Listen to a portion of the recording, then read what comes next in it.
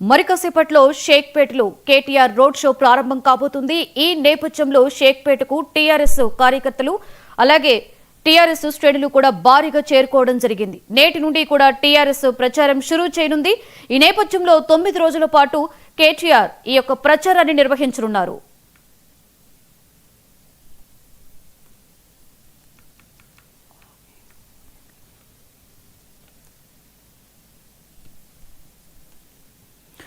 మరికసేపట్లో షేక్పేటలో KTR road show ప్రారంభం కాబోతుంది. ఈ నేపథ్యంలో టీఆర్ఎస్ శ్రేణులందరూ కూడా అక్కడికి భారీగా చేరుకోవడం జరిగింది. వరుసగా 9 రోజుల పాటు కేటీఆర్ ఈ యొక్క రోడ్ షోని నిర్వహించబోతున్నారు. దీనికి సంబంధించి పూర్తి డీటెయిల్స్ ని మా స్పెషల్ కరెస్పాండెంట్ తేజ అందిస్తారు. తేజ,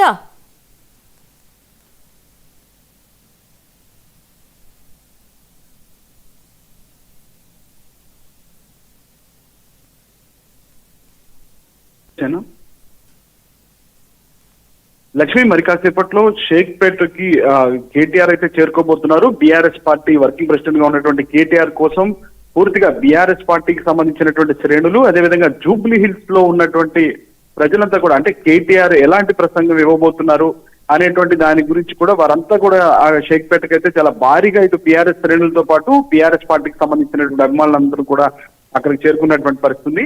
అయితే తొలుత కొద్దిసేపటి క్రితమే ఇటు బీఆర్ఎస్ భవన్, తెలంగాణ భవన్ నుంచి కూడా ఆయన ప్రచార రథంలో కేటీఆర్ భారీగా కాన్వాయ్తో కూడా ఆయన షేక్పేటకి అయితే చేరుకోబోతున్నారు. షేక్పేటకు వస్తున్నటువంటి నేపథ్యంలో ఇక్కడికి ఇప్పటికే మాజీ ఎమ్మెల్యేలు, మాజీ మంత్రులు, అదేవిధంగా ప్రస్తుతం ఉన్నటువంటి సిట్టింగ్ బీఆర్ఎస్ పార్టీకి సంబంధించిన ఎమ్మెల్యేలు వీళ్ళంతా కూడా ఇక్కడికి చేరుకున్నారు. మొత్తంగా కాంగ్రెస్ పార్టీకి సంబంధించి కాంగ్రెస్ పార్టీ చేసినటువంటి హామీలు, ఇచ్చినటువంటి హామీలు, దానికి సంబంధించినటువంటి ఆ హామీల వైఫల్యాలనే ప్రధానంగా ప్రచారంలో అయితే మాత్రం ప్రసంగించబోతున్నట్లుగా కూడా తెలుస్తుంది. కేటీఆర్ రాక కోసం అయితే మాత్రం ఇక్కడ పూర్తి స్థాయిలో అయితే ఇక్కడ బీఆర్ఎస్ పార్టీ శ్రేణులు ఎదురు చూస్తున్నారు అన్నట్లుగానే చెప్పాలి. మొత్తంగా చూస్తే మాత్రం ఈ రోజు నుంచి కేటీఆర్ అయితే ఆ రోడ్ షో అయితే, తొలి రోడ్ షో అయితే ఈ రోజు నుంచి జరగబోతుంది. ఈ జూబ్లీ హిల్స్ ఉప ఎన్నికకు సంబంధించి మొత్తంగా ఈ రోజు నుంచి వరుసగా 9 రోజుల పాటు అయితే మాత్రం ఎడతెరిపి లేకుండా బీఆర్ఎస్ పార్టీకి తరఫున పూర్తి స్థాయిలో కేటీఆర్ అయితే ప్రచారం చేయబోతున్నారు.